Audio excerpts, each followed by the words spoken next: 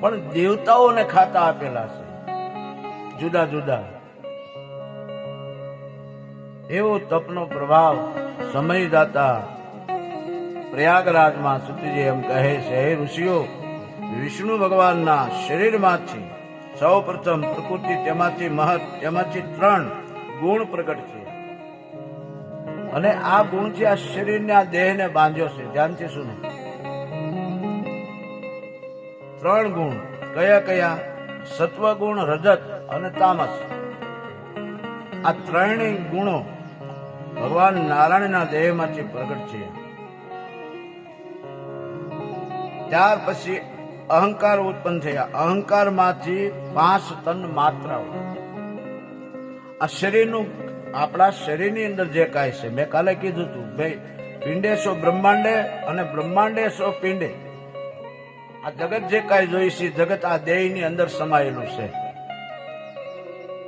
પણ એટલા માટે આપણે તપ કરવું પડે, ભજન કરવું પડે, જપ માળા કરવી પડે.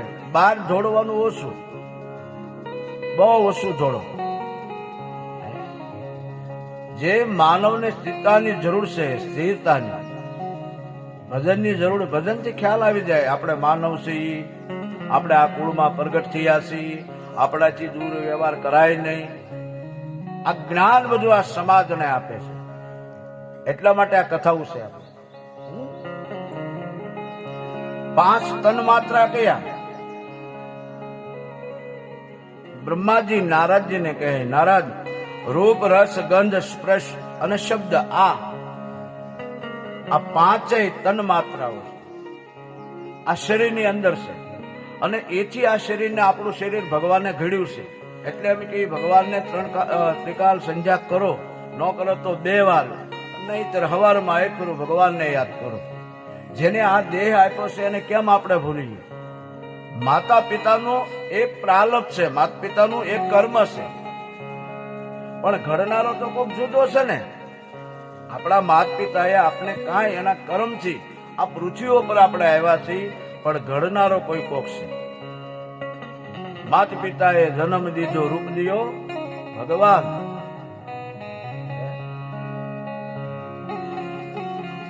તેમાંથી 5 મહાભૂતો આ વિષ્ણુ ભગવાન ના શરીરમાંથી આ પ્રગટ થાય છે. અને એમને પ્રગટ કર્યું છે કારણ કે પોષણના દેવ છે. વિષ્ણુ ભગવાન છે ને, આ બધું હરિહર કરો ને એ આપે છે. હા, એની પાસે એ ખાતું છે. ક્યારેક કોઈને ભૂખ્યા ન રહેવા દે. આ પરમાત્મા નારાયણ, નારાયણ તો નારાયણ છે. 5 મહાભૂતો. કાલે ભૂતની વાત આવી હતી આપણે. 5 ભૂતથી આ દેહ બનેલો છે. તો આજનો માનવ ભૂતથી બીવે છે. હવે તો એને જેને જોયું હોય એને ખબર. બાપુ 5 ભૂત કયા કયા? તો નારદજી એમ કહે, બ્રહ્માજી કહે, નારદ, પહેલું ભૂત છે પૃથ્વી છે. જો તો ખરા આ શરીરનું ઘડતર, અને ઈ છે ને આમાં, ત્યારે જ આ પ્રગટ થાય ને. પૃથ્વી, જલ, તેજ ને વાયુ અને આકાશ. હવે આ શરીરનું કીધું છે, આપણા શરીરનું. જો આપણને ખબર પડે તો આ 5 થી આ શરીરનો, જેને કહેવાય, બંધારણ થયું છે. એમાંથી અહંકાર, 5 જ્ઞાન ઇન્દ્રિયો, આંખ, કાન, જીભ અને સાંભળી. શરીરને ઘડે છે. શિવ પુરાણ જો શરીરને ઘડે છે. પૃથ્વી, જલ. પૃથ્વી કોણ છે આ શરીરમાં? જળ કયું છે? આકાશ કયું છે? વાયુ કયું? અને વાયુ વગર તો હાલે જ નહીં. બહુ સમજ્યા જેવી કથા છે. પૃથ્વી એટલે હાટકા ને સાંભળી. આપણે કોઈને બાળવા જાય તો તમે જોઈજો, ભસ્મ થઈ જાય. એમાં બીજું કઈ જોવા નહીં મળે આપણે. કારણ કે 5 તત્વ, 5 મહાતત્વો પોતપોતાના સ્થાનમાં ભળી જાય છે. તો મરે કોણ? આમ આ બહુ સમજ્યા જેવું છે. માણસનું મૃત્યુ, આપણે એમ થાય કે માણસ મૃત્યુ પામી ગયો, બસ મરી ગયો, એટલું આપણને આવડ્યું. આ જ્ઞાની માણસ સમજી શકે. જો ધરતીમાં ભળી ગઈ એટલે કે ભસ્મ, મહિનો 2 મહિના કેળે જાવ ત્યાં કાંઈ નહીં હોય, ઉડી જાય. વાયુમાં ભળી જાય. શ્વાસ આજે આપણે શ્વાસ લઈને જોવું તમારે નાક આડામાં હાથ રાખજો તો વાયુ વાયુમાં ભળી જાય. આકાશ એટલે દ્રષ્ટિ એમાં ભળી જાય. જ્યારે માનવ આ પૃથ્વી ઉપરથી રજા લેવાનો થાય ત્યારેની વાત છે. 1, 2 ને 3 પછી જળમાં ભળી જાય. તો આમાં આપણે સમજવાનું એ છે કે મર્યું કોણ? અને ભગવાન કૃષ્ણ અર્જુનને સમજાવતા હોય તો આત્મ તત્વ અમર છે. અર્જુન એ તો મરતો નથી બાપુ. તો મર્યું કોણ? આમાં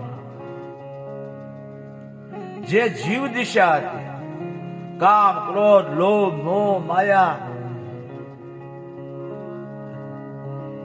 આત્મા તો અમર છે.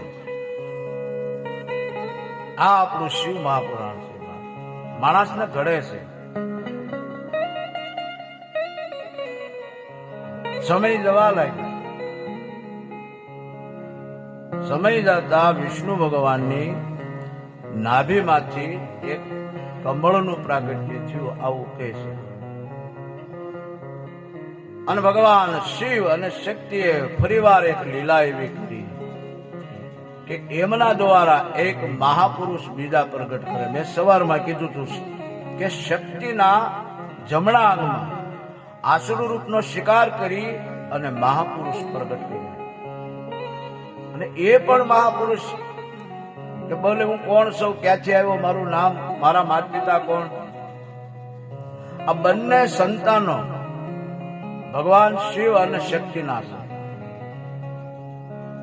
આકાશવાણી થઈ, હે મહાપુરુષ તપ કરો, તપ કરો, તપ કરો. પણ પ્રભુ મારે શું કરવાનું? આજે અત્યારે તમારે તપ કરવાનું છે. આમ તો ભગવાનને કમળની દાંડલી ઉપર જયારે મૂક્યા, હજારો વર્ષ એ દાંડલીની અંદર સંશોધન કરવા ગયેલા અને પાછા ઉપર આવેલા.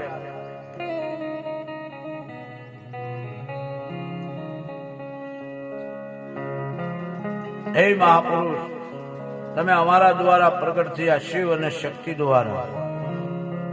મારું નામ, તમારું નામ બ્રહ્માજી. શિવલિંગ પ્રાગટ્ય, રુદ્ર અવતારની કથા, નારાયણનું પ્રાગટ્ય, હવે બ્રહ્માજીનું પ્રાગટ્ય, પાછળ વાગે પરાશક્તિનું પ્રાગટ્ય.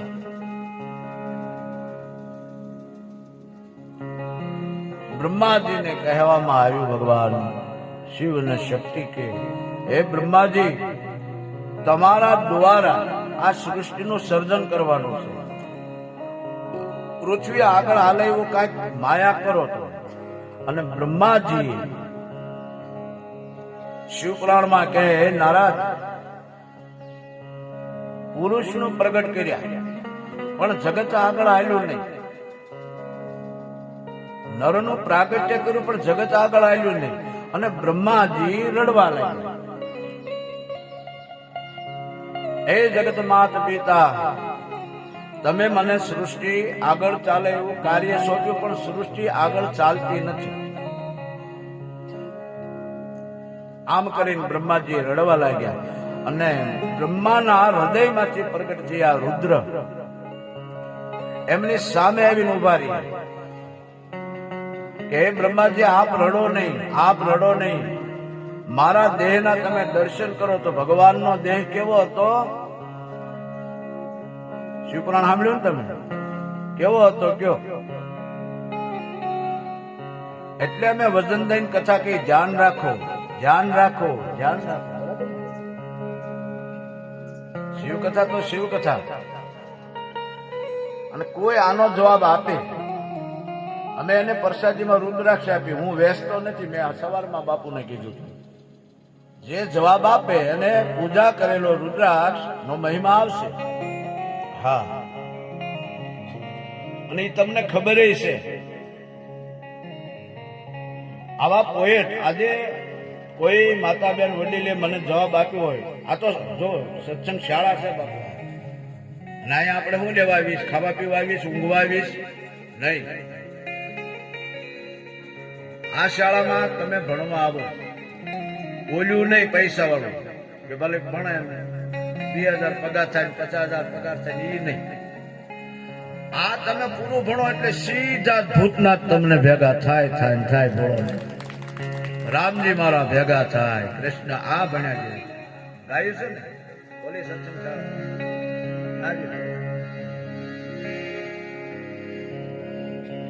કોલી સે સત